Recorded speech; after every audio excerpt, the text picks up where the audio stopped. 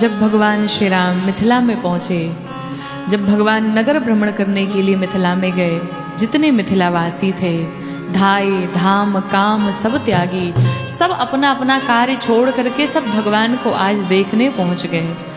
तत्पश्चात भगवान जब पुष्प वाटिका में गए और आज प्रथम बार श्री किशोरी मैया को भगवान राम ने देखा।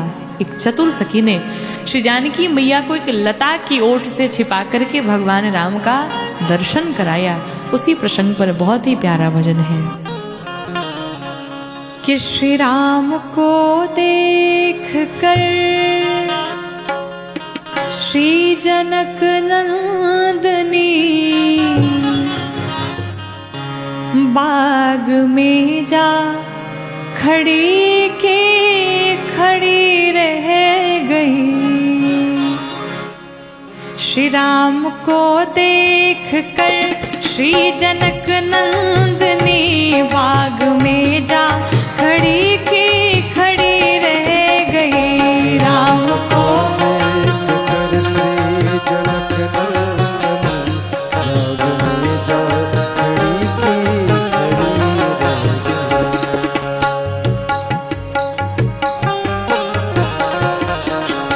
गई। राम देखे सिया को, सिया राम को, राम देखे सिया माँ, सिया राम को, चारों अखियाँ लड़ी की लड़ी रह गई।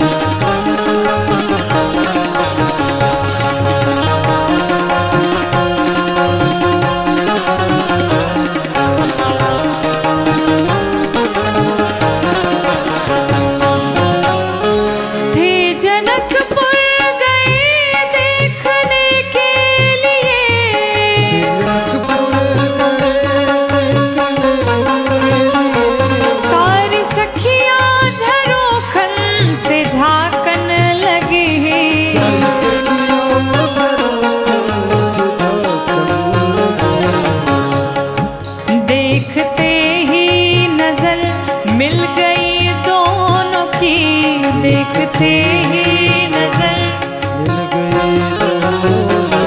जो जहाँ थी खड़ी की खड़ी रह गई।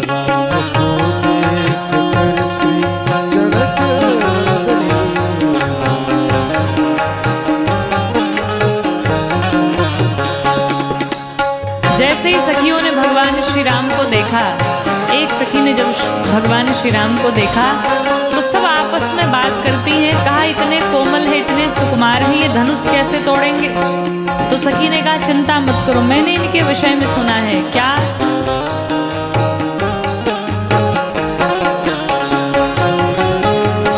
बोली है एक सखी राम को देख कर,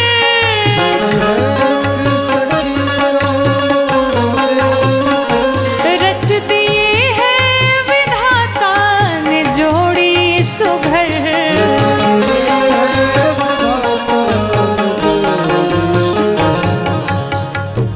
पर धनुष कैसे तोड़ेंगे बारे कुंवर,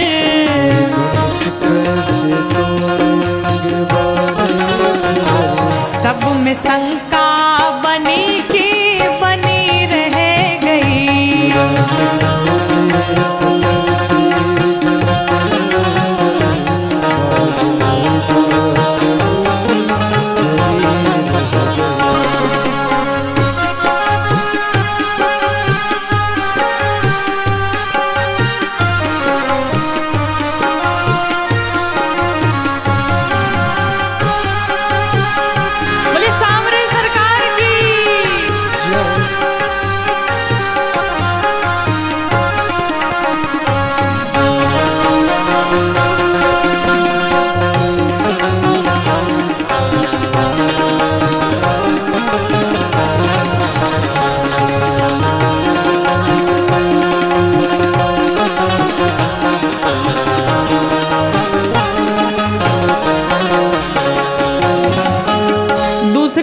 लिखा चिंता मत करो, इन्हें तुम छोटा मत समझो। तेजवंत लघु गनीय न रानी, तेजवंत को छोटा न समझो। मैंने इनके विषय में सुना है, ये चक्रवर्ती सम्राट महाराज दशरथ के ज्येष्ठ पुत्र हैं राम, और इन्होंने एक ही बाण में ताड़का का वध कर दिया। इसलिए चिंता मत करो, धनुष तो यही तोड़ेंगे। कहती है बोली दूसरी सखी छोट देखन में है,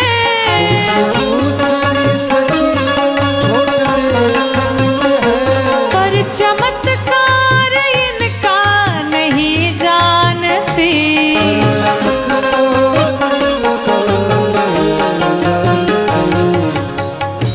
एक ही बाण में ताड़का राक्षसी,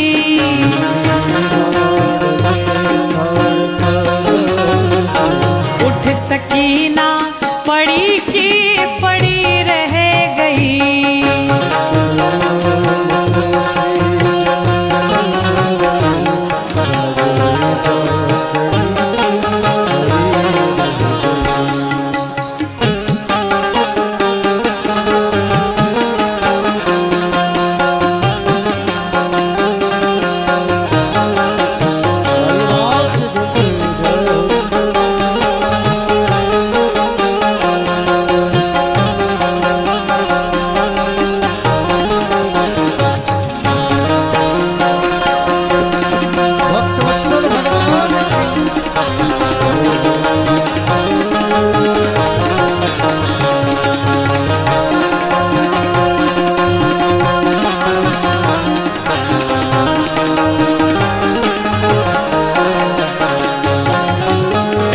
भगवान आज स्वयंवर में पहुंचे, बड़े बड़े राजा उपस्थित थे, बड़े बड़े बहादुर उपस्थित थे, लेकिन भगवान श्री राम ने जब शिव जी के पिनाक को उठाया, प्रत्यंचा चढ़ाया, धनुष को खंड खंड किया, सबकी आंखें खुली की खुली ही रह गईं। सब कहते हैं थे स्वयंवर में आए बहादुर बहुत,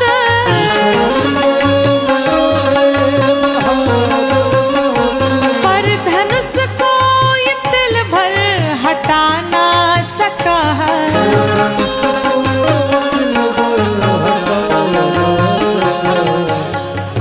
राम जी ने धनुष को उठाए हैं जब, राम जी ने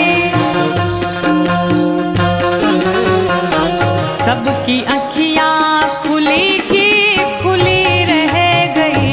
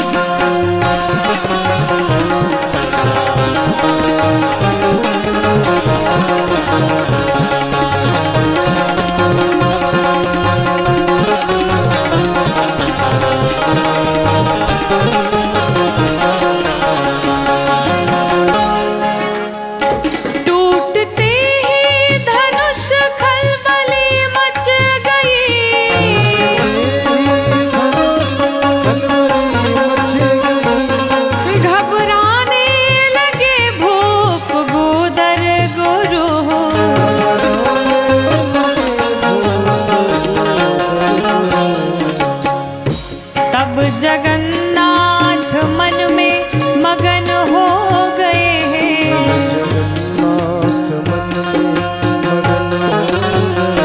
सब में खुशियाँ मची की मची रह गई।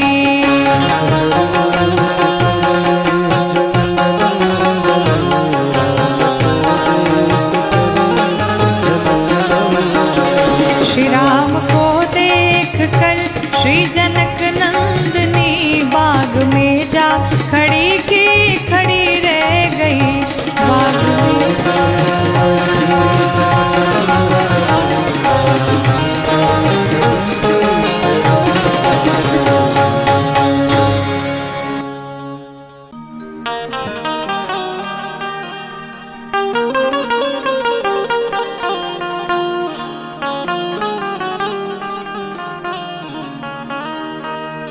जब महाराज जनक जी के यहाँ से दूत मिथिला से श्रीधाम अयोध्या जी पहुँचे, जाकर के महाराज दशरथ को पत्रिका देते हैं और महाराज दशरथ आज बड़ी प्रसन्नता के साथ में उस पत्रिका को पढ़ते हैं।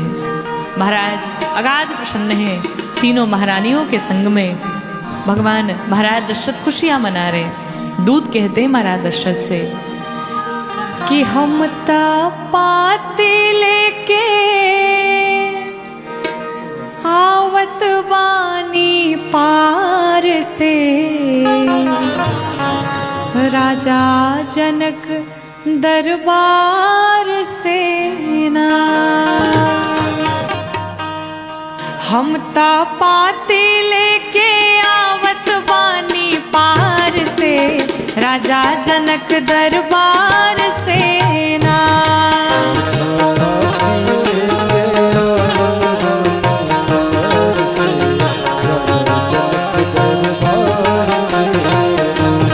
हम पाते लेके आवत बानी पार से, राजा जनक दरबार से ना।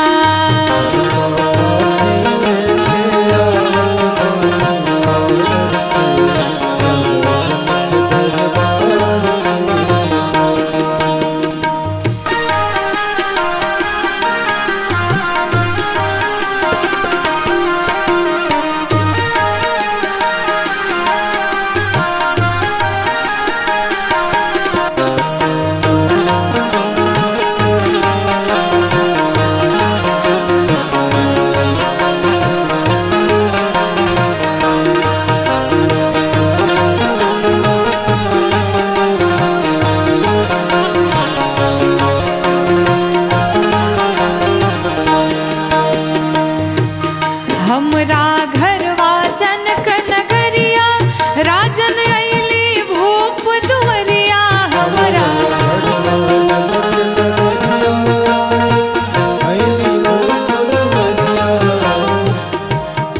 मनवारी गईले, मनवारी गईले महिमा अपरंपार से, राजा जनक दरबार से ना।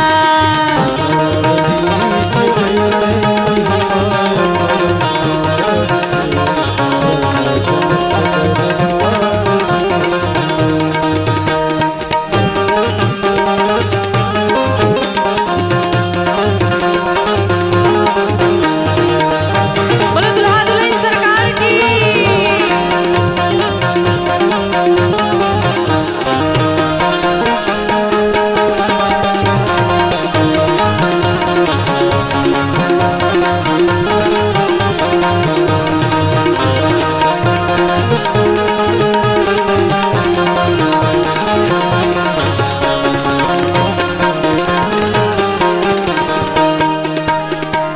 दूत कहते हैं महाराज, हमारे महाराज जनक जी की पुत्री सीता मैया है, और जिन्होंने भगवान शिवराम ने जब शिव जी का धनुष तोड़ा, खंड खंड किया, और इसीलिए भगवान श्री राम का विवाह माँ जानकी के साथ में स्वयंवर संपन्न हुआ।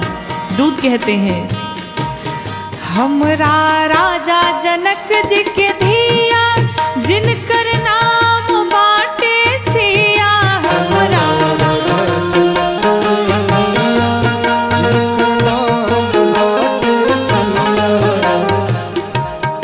उनकर शादी हुई है, उनकर शादी हुई है कौशल राजकुमार से, राजा जनक दरबार से ना।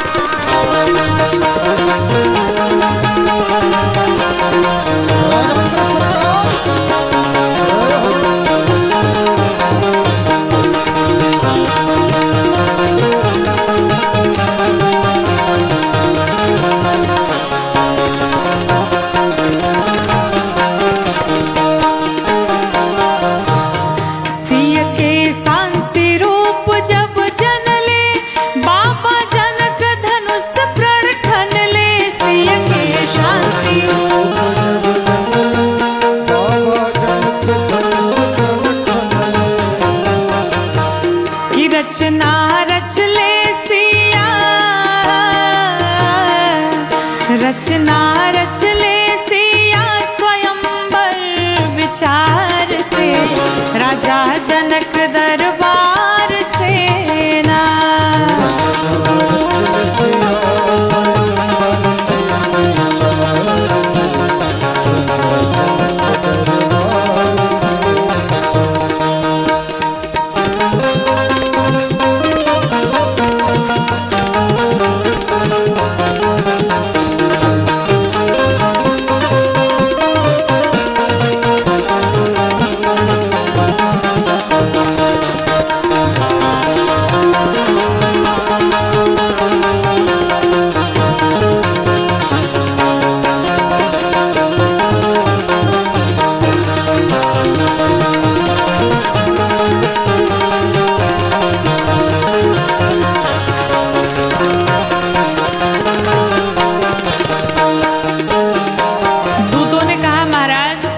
सभा में 10,000 राजा उपस्थित थे, बड़े बड़े महावीर शूरवीर उपस्थित हुए, लेकिन कोई तिलमात्र धनुष को हिला तक नहीं पाया। सब धनुष के हाथों अपनी कीर्ति गंवा करके वापस बैठ गए।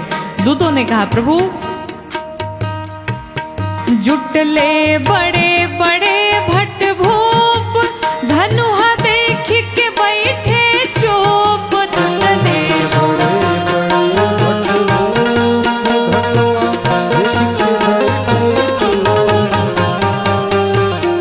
तिल भर धनुष उठल ना,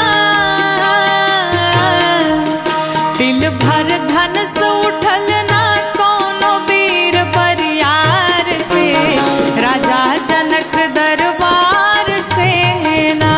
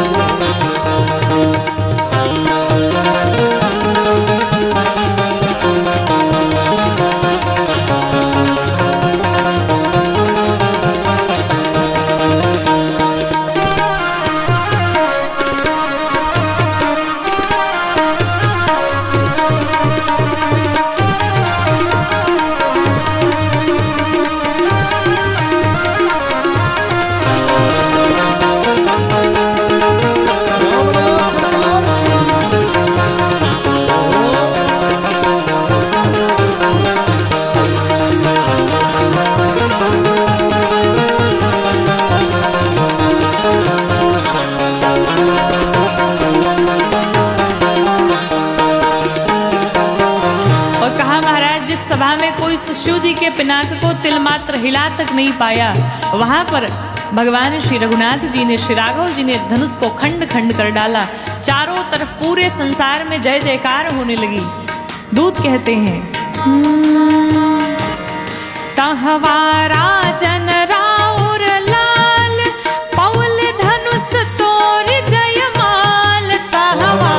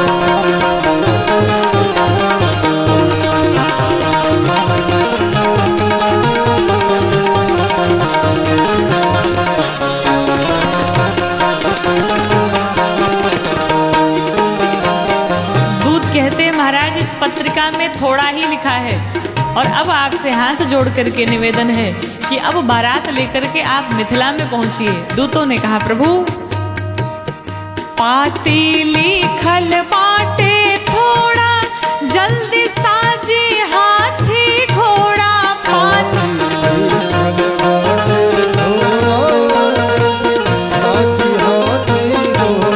पाती लिखल बाटे थोड़ा,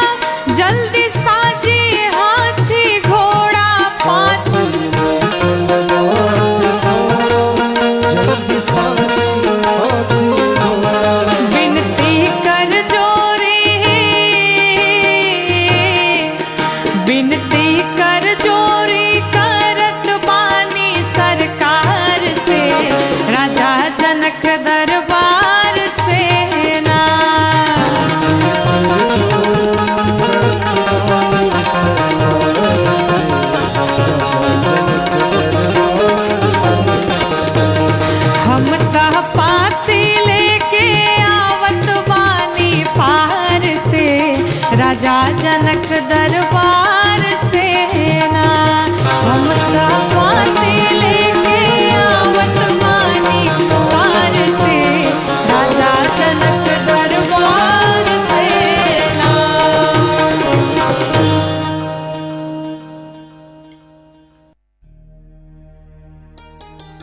जब भी भगवान के पास पहुंचिए तो भगवान के सम्मुख जाकर के भगवान से सांसारिक वस्तु न मांगिए। भगवान के पास जाकर के अगर मांगना है तो भगवान से भगवान को ही मांग लिया जाए, क्योंकि भगवान जिस घर में आ जाएंगे, जिसके जीवन में आ जाएंगे, फिर किसी वस्तु की, किसी चीज की आवश्यकता ही नहीं पड़ेगी, क्योंकि जो देने वाला है जब वही आपके पास है तो फिर आपको किस चीज की कमी है। एक भक्त भगवान से कहता है, प्रभु मैं तुम्हें देखूं तो देखूं, तुम न मुझे देखना। मैं तुम्हें देखूं तो देखूं, तुम न मुझे देखना। अगर तुमने मुझे देखा तो मशहूर हो जाऊंगा। मैं तुम्हें चाहूं तो चाहूं, मगर तुम न चाहना मुझे। मैं तुम्हें चाहूं तो चाहूं, मगर तुम न चाहना मुझे। अगर तुमने मुझे चाहा तो मगरूर हो जाऊंगा। अर्थात मेरे भीतर घमंड आ जाएगा, अहंकार आ जाएगा। नाथ मैं तुमसे मांगू तो मांगू, तुम न देना मुझे। मैं तुमसे मांगू तो मांगू, तुम न देना मुझे। अगर तुमने मुझे दिया तो फिर भक्त नहीं मजदूर हो जाऊंगा मैं। भक्त नहीं फिर मजदूर हो जाऊंगा मैं। इसलिए भगवान के पास जाकर के भगवान से भगवान को ही मांग लिया जाए। प्यार तेरा, प्यार तेरा नसीब हो जाता। भक्त भगवान से कहता है, प्रभु आपका दिया हुआ सब कुछ है मेरे पास, लेकिन हमने सुना है कि आपको गरीब बड़े प्रिय हैं। इसलिए प्रभु आपके प्रेम की खातिर ये जानता गर, जानता गर, जानता गर, गरीब प्यारे हैं। मैं कसम से, मैं कसम से गरीब हो जाता। क्यों? प्यार तेरा नसीब हो जाता।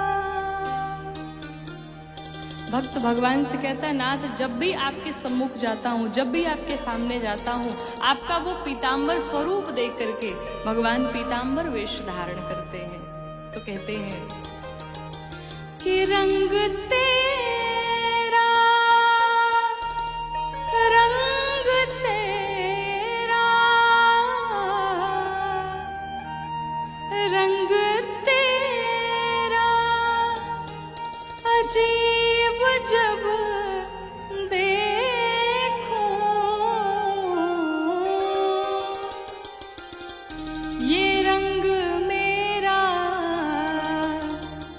रंग मेरा अजीब हो जाता। प्यार तेरा नसीब हो जाता। प्रभु और थोड़ा करीब हो जाता, और थोड़ा, और थोड़ा, और थोड़ा करीब हो जाता।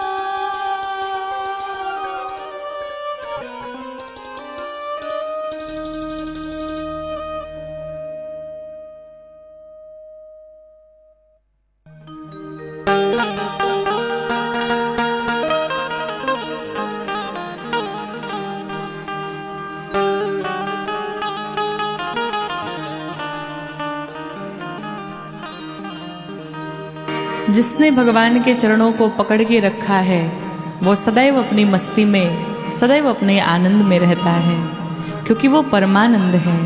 कहते हैं कि हम तो हमारी मस्ती में बस झूमते चले हैं। हम तो हमारी मस्ती में बस झूमते चले हैं। हम तो हमारी मस्ती में बस घूमते चले बस हम तो हमारी मस्ती में बस झूमते चले हैं। हमारी मस्ती में बस घूमते चले हम तो हमारी मस्ती में बस झूमते चले हैं। हमारी मस्ती में बस घूमते चले सिया राम कह दिया है, सिया राम कह दिया है, जो राह में मिले हैं। हम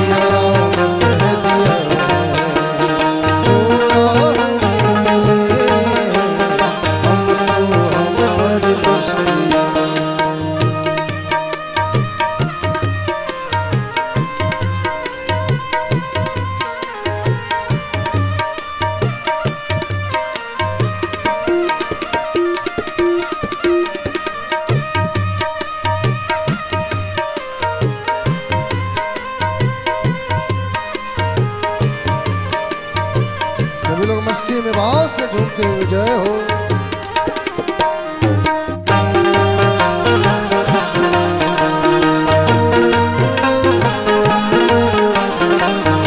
तीन वत्सल भगवान हो चाहे जैसा मौका, खाएंगे नहीं धोखा। चाहे जैसा मौका, खाएंगे नहीं धोखा। माया है ज्ञान अब हम